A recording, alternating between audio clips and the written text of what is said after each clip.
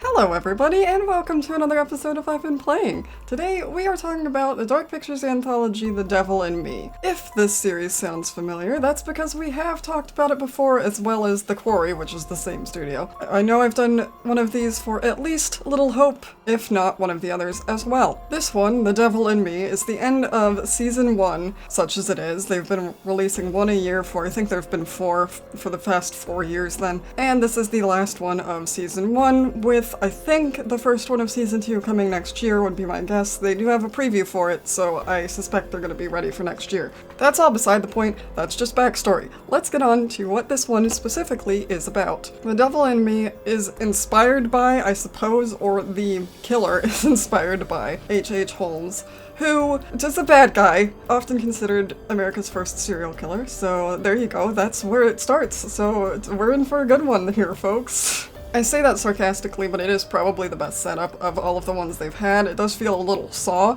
at times, the way they present it, but at least it's not a cop-out like Little Hope was. I don't know how good it is to set your game, or frankly anything, after a horrible person like that, but it at least does make it scary, I suppose, which is something the other games don't typically accomplish. There are a lot of jump scares, and they're a lot of fun to play. They're good at what they do. They definitely emulate the B-horror feel very, very well, B-horror movie, with everything they do, but I don't know that I would consider any of them great games. They're fun to play, and they definitely accomplish what they set out to do, but I would hesitate to call any of them good, much like B-horror movies. So yeah, in general, this one probably has the best setup, or at least definitely the best execution on the setup of the Dark Pictures Anthology titles. And while the ending I got was not at all satisfactory because apparently I didn't find enough clues to fully piece the mystery together, even though I was looking everywhere and felt like I did, it again at least wasn't a cop-out. The main thing that's different from this game to the others is that it is way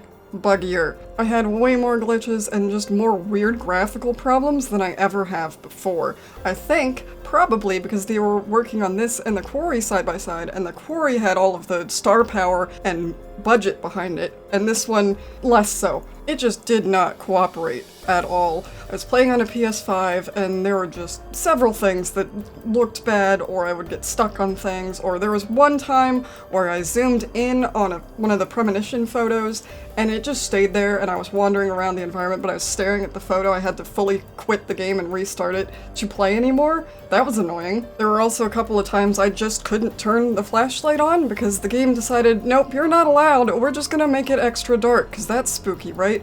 It was a glitch, but, you know, it would be nice to see things. It was nice to see because this is the first game that you have an inventory in, so you do have options to turn on the flashlight without having to find one first or whatever constitutes flashlight, depending on which character you're playing as. But the problem with the inventory being in this game and no other game before this is that I kept forgetting it was there, so there's one character who has some kind of extendo arm thing. I don't remember what it's called. It's like a selfie stick, but it's not a selfie stick, that he can supposedly use to like knock stuff off of tall shelves or whatever. And I used it one time when the game prompted me and then immediately forgot that he had that. And there was one time I had to pencil something in and I didn't even know the character had a pencil, so I spent a good 15 minutes in this area, and that was the first time I had to go through that area. That was another area I had a glitch in. There was one point where I restarted the section, which I don't generally do, because if I make a decision and one of the characters dies, that's the story I get.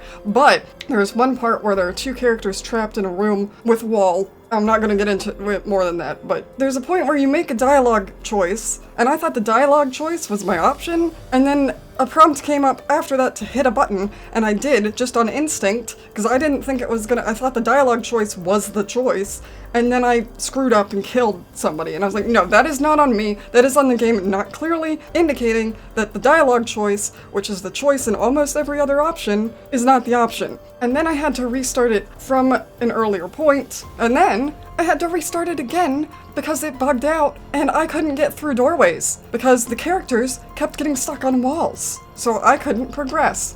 And then I had to start it again, because something else happened. That one part I had to play through, I think 4 or 5 times, just to get back on track to this story to save the character that I didn't mean to kill in the first place, because the game didn't make it clear. I should have known, but it was purely instinct that I did anything in that moment, and it wasn't my fault, because that is not the option I chose based on the dialogue choice. And then the character I saved got killed anyway. Oh, I remember what it was. I messed up a QuickTime event and then couldn't save her the way I would have the first time around because she didn't have the screwdriver, because I accidentally screwed up the QTE the second time through. Or the third time, who even knows at this point. So I was getting supremely annoyed with it at that point. Most of the rest of the game I was okay with.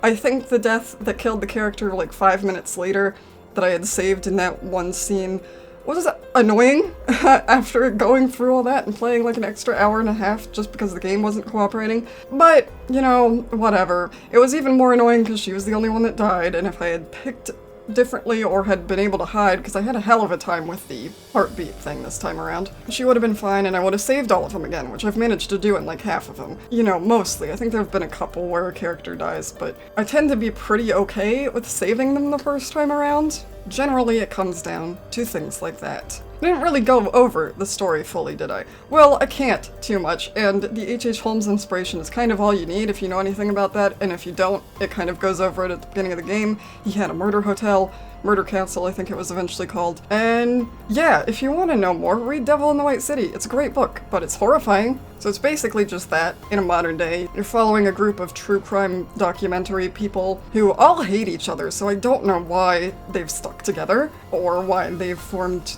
like, why? Why do you hate each other so much? It's just, why do you work for someone you hate so much? I don't understand. That's the most annoying and least believable thing. Like, if I hated my employer that much, I wouldn't be employed there. I would leave. But that's just me. But they get invited to this replica murder castle, which of course you'd want to go to, right? Because that sounds fine and healthy and normal, especially when it's on an island in the middle of nowhere that no one else has access to. It's probably fine. And weirdly enough, things go wrong for them. That's the general premise. Like I said, I don't know really how I feel about it being based on a true story, kind of. Although I suppose Man of Medan was technically based on a real ghost ship, but it's not quite the same, is it really? I think I said this in one of my other reviews of one of these games, but, you know, if you enjoy the rest of their games, you're gonna enjoy this one. They're gonna be varied quality, all of them. This one, as I said, is probably my favorite out of the Dark Pictures anthologies, despite the bugs and the fact that I had to take an extra hour and a half to get through one section because the game was not cooperating.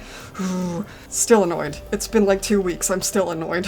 But, I mean, if you're not into any of these, this one isn't necessarily going to draw you in, especially with its problems, and I think probably, overall, Until Dawn and The Quarry are still their strongest games. But that was my experience with this particular installment in the Dark Pictures anthology. What do you think? Let me know in the comments, and I will see you next time.